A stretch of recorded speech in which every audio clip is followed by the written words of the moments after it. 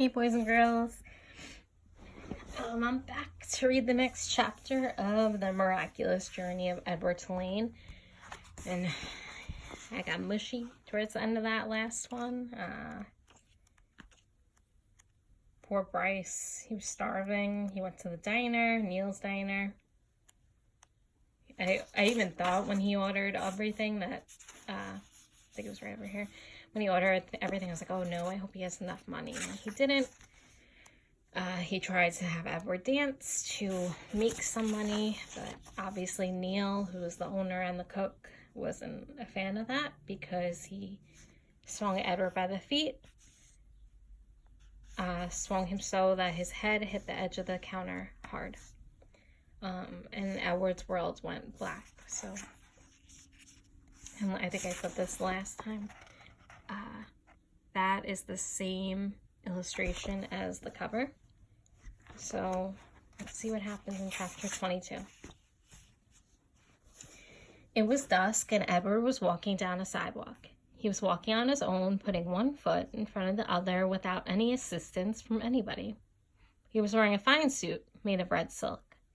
He walked down the sidewalk and then he turned onto a path that led up to a house with lighted windows. I know this house, thought Edward. This is Eveline's house. I am on Egypt Street. Lucy came running out the front door of the house, barking and jumping and wagging her tail. Down, girl, said a deep, gruff voice. Edward looked up and there was Bull standing at the door. Hello, Malone, said Bull. Hello, good old rabbit pie. We've been waiting for you. Bull swung the door open and Edward walked inside.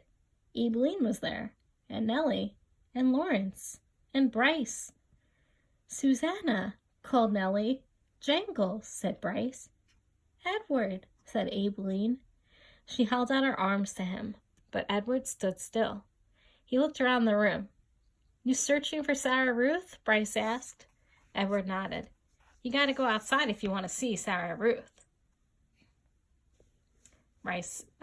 Said Bryce. So they all went outside, Lucy and Bull and Nellie and Lawrence and Bryce and Eveline and Edward. Right there, said Bryce. He pointed up at the stars. Yep, said Lawrence. That is the Sarah Ruth constellation. He picked Edward up and put him on his shoulder. You can see it right there. Edward felt a pang of sorrow, deep and sweet and familiar. Why did she have to be so far away? If only I had wings, he thought, I could fly to her. Out of the corner of his eye, the rabbit saw something flutter. Edward looked over his shoulder, and there they were, the most magnificent wings he had ever seen, orange and red and blue and yellow. And they were on his back. They belonged to him. They were his wings. What a wonderful night this was. He was walking on his own. He had an elegant new suit, and now he had wings. He could fly anywhere. Do anything.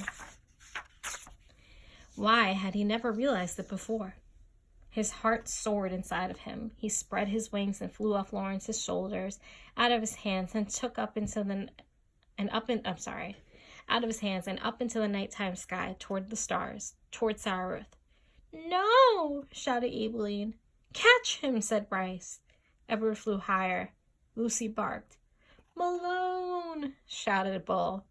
And with a terrific lunge, he grabbed hold of Edward's feet and pulled him out of the sky and wrestled him to earth. You can't go yet, said Bull. Stay with us, said Eveline. Edward beat his wings, but it was no use. Bull held him firmly to the ground. Stay with us, repeated Eveline.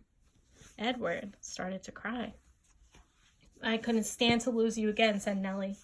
Neither could I, said Eveline. It would break my heart. Lucy bent her face to Edward's. She licked his tears away. Interesting. So we'll see. Oh, what's in store for Edward in chapter 23. I'll see you guys then. Bye.